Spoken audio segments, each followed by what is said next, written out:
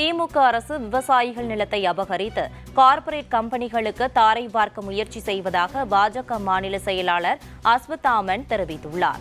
கடலூர் மாவட்டம் வெள்ளக்கரை ஊராட்சிக்கு உட்பட்ட பகுதிகளில் அரசுக்கு சொந்தமான நிலத்தை விவசாயிகள் மற்றும் பொதுமக்கள் ஆக்கிரமிப்பு செய்துள்ளதாக கூறி அப்பகுதியில் உள்ள விவசாய நிலங்கள் நேற்று முன்தினம் ஆக்கிரமிப்புகள் அகற்றப்பட்டன. இதனை கண்டித்து போராட்டத்தில் ஈடுபட்ட 500க்கும் மேற்பட்ட பொதுமக்களை போலீசார் கைது செய்தனர். இந்நிலையில் பாதிக்கப்பட்ட மக்களை நேரில் சந்திப்பதற்காக பாஜக மாநில செயலாளர் அஸ்வத்தாமன் செல்ல முயற்சி செய்தபோது நடுவீரப்பட்டு பகுதியில் அவர் தடுத்து நிறுத்தப்பட்டார். தொடர்ந்து செய்தியாளர்களுக்கு பேட்டியளித்த பாஜக மாநில செயலாளர் அஸ்வத்தாமன் திமுக அரசு மீது குற்றச்சாட்டுகளை அடுக்கினார்.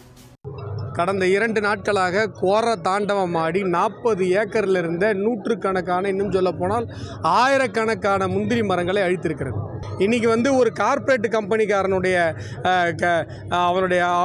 அவனுக்கு சேவகம் செய்வதற்காக நாங்கள் இத்தனை வருடங்கள் 200 வருடங்கள் நாங்கள் வளர்த்த முந்திரி மரங்களை நீங்கள் அழிக்கிறீர்கள். கடலூர் மாநகரத்திற்கே குடி தண்ணீர் வழங்குகிற ஒரு இடமாக இருக்கிறது. அங்கே இருக்கிற தண்ணி மினரல் வாட்டர் மாதிரி இருக்கும்.